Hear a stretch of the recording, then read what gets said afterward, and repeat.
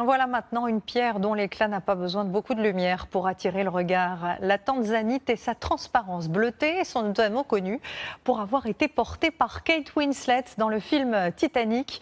Mais c'est surtout sa rareté qui fait sa valeur. Il n'existe qu'un seul gisement connu dans le monde, en Tanzanie, découvert en 1967 par des bergers Maasai, Erwan Shiex, Tamelaka et Gary Grabi.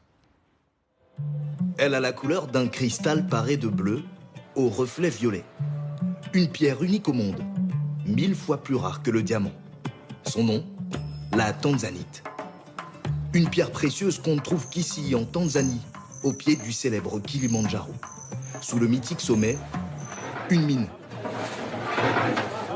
C'est pourtant dans les entrailles de ce tunnel que se trouve le seul gisement de tanzanite sur la planète.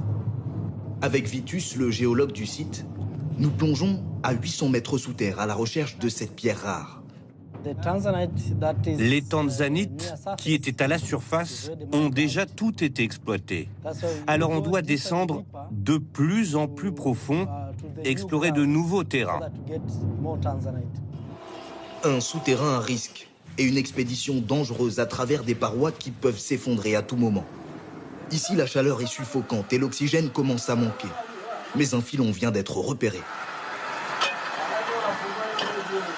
Sur la roche scintillante, ces points lumineux sont de bon augure. Ici, on peut voir du quartz et des pyrites. Ce sont des minéraux indicateurs. Quand on en trouve, on sait que la tanzanite n'est pas loin.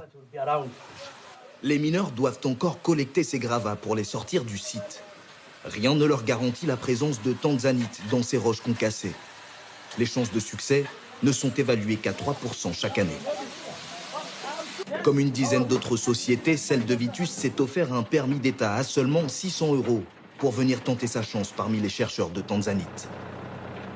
C'est comme un jeu. Vous ne savez pas quand vous allez la trouver, mais à la fin, vous finissez toujours par la voir.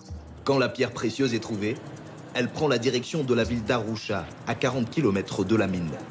Dans ce discret immeuble, nous retrouvons le seul Français présent ici dans le business de la tanzanite. Elles sont légèrement brunes, elles n'ont pas été chauffées, naturellement en tout cas. Et donc après le chauffage, en fait, elles deviennent bleues. Et elles viennent comme ça, en fait. Ronan examine les dernières pierres arrivées avec son directeur. Les deux hommes travaillent pour une joaillerie spécialisée dans ce joyau bleu. Celle-ci resplendit. Elle est bien taillée. Une seule pierre comme celle-ci peut valoir une dizaine de milliers d'euros. Plus rare, plus convoitée et parfois plus cher que le diamant. Le prix en fait de la tanzanite est lié en fait à sa pureté et à sa profondeur. Le diamant, effectivement, c'est de très belles pierres, mais la tanzanite est quelque chose de très rare et exceptionnel. Donc c'est pour ça que les gens viennent chercher de l'originalité et de la qualité également. Dans l'arrière-boutique, des tailleurs de pierre préparent les commandes des plus grandes marques internationales de luxe.